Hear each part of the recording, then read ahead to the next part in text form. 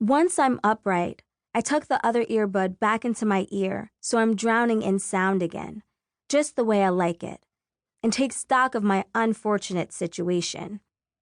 The leggings I'm wearing under my uniform skirt are ripped, and one of my knees is scraped and bleeding a little. And worse, I see that my shoe is untied.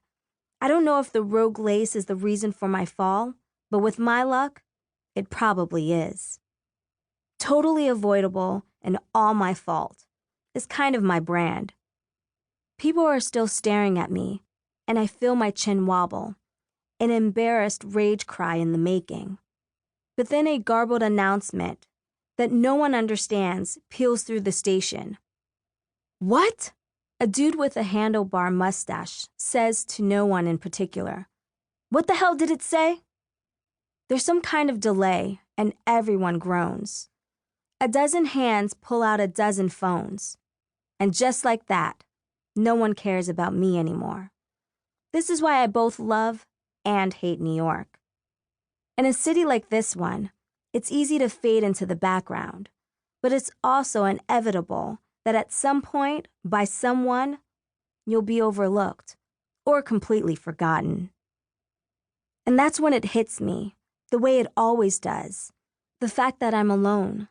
The fact that Layla is really lost to me. The unshakable certainty that we are never going to be friends again. It's just like it was, just like it still is, with Gigi. I can forget about her for hours, or even whole days, and then the truth rushes back like a brush fire, burning me from the inside out. That person you loved, they're gone. Gigi taught me to pay attention when the world is trying to tell you something. So for a second, I allow myself to look and listen, to notice the world around me. But inevitably, that leads to noticing my utter aloneness and to thinking of every ugly thing I've done that has led to this moment. I limp over to the closest bench. I pull out my water bottle and squirt a little of its contents over my bleeding knee. And instead of taking in the world the way I know Gigi would have wanted, I sulk.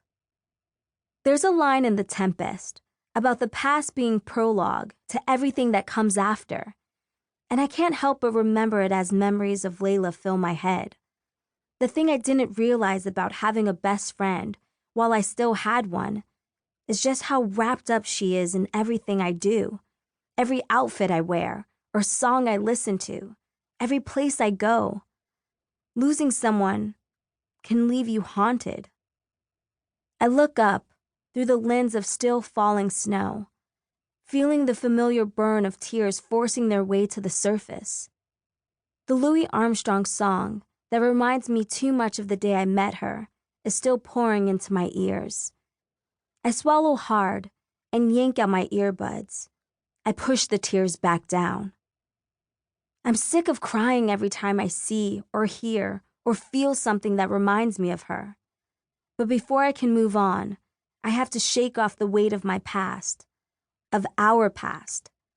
I need to rewrite our prologue before it destroys me. So, that's exactly what I'm going to do.